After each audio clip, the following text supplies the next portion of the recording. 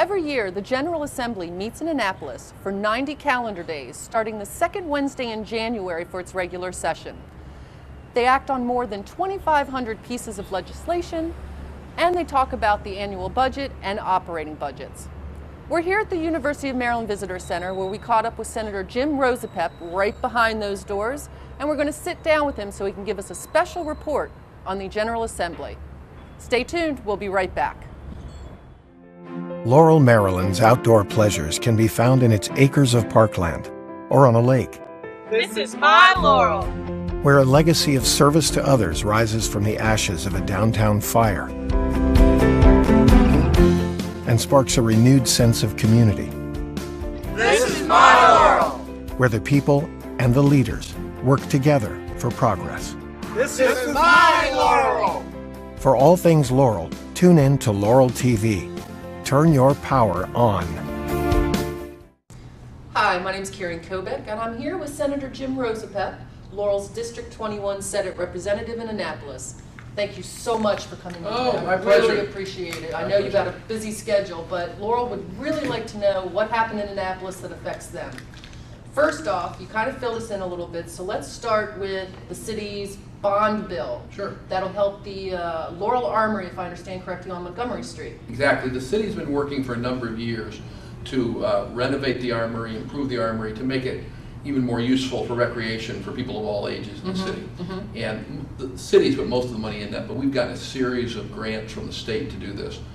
We got $250,000 last year, and because the city is very good at managing the state's money and its own money to make sure you're spending money when you need to, the job didn't get done by the end of this fiscal year, which is July 1st. So the legislation we passed allowed the money to carry over so that the city can use that money next year to finish the job. Okay, so it's $250,000, and is that how a bond bill usually works, or can you explain that for? Pretty much. Okay.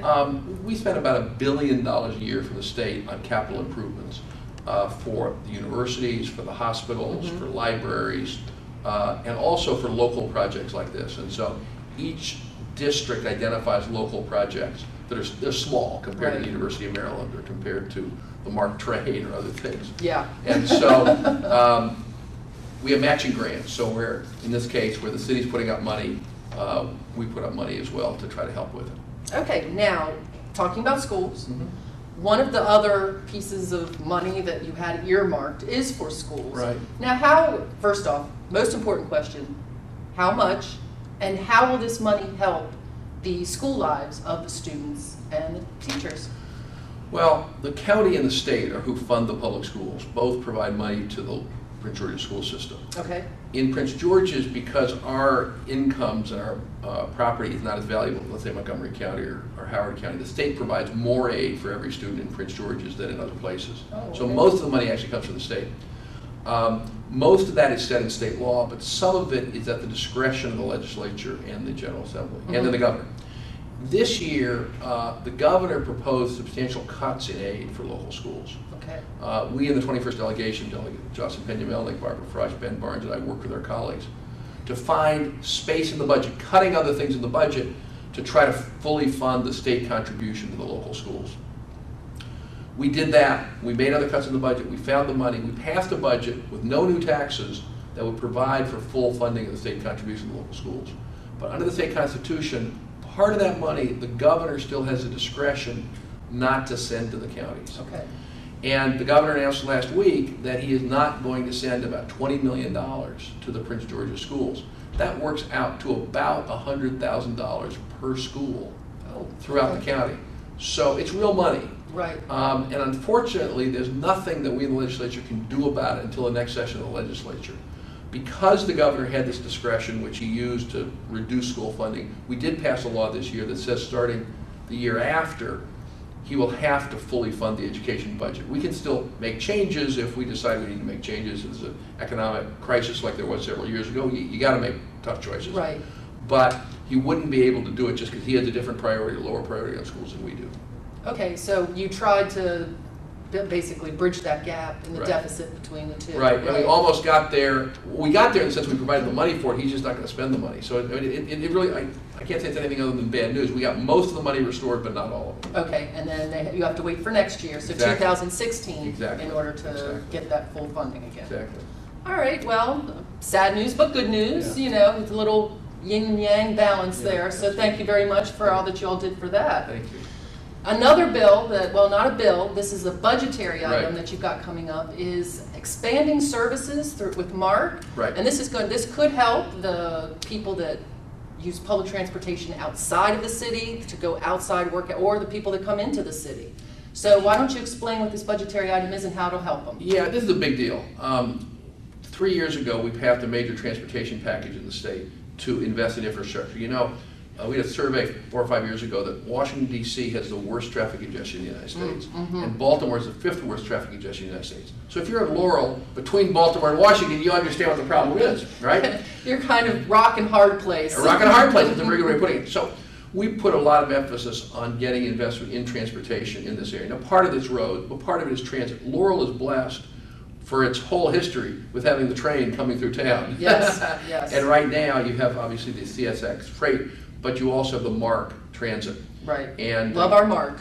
absolutely, and the city worked very closely, actually, with the national government, with state government, in the historic rehabilitation of the train station. Which people talk to me about that all the time, how beautiful the Laurel train station And is. they love their train station. We just posted a picture on Facebook of that, and we got a lot of likes, and everybody's saying, there it is. There's our glory right there. Absolutely, but it actually is for people getting off the train in addition to looking good. And so what we did was, we insisted in this transportation package that we get additional service on the Camden MARC line.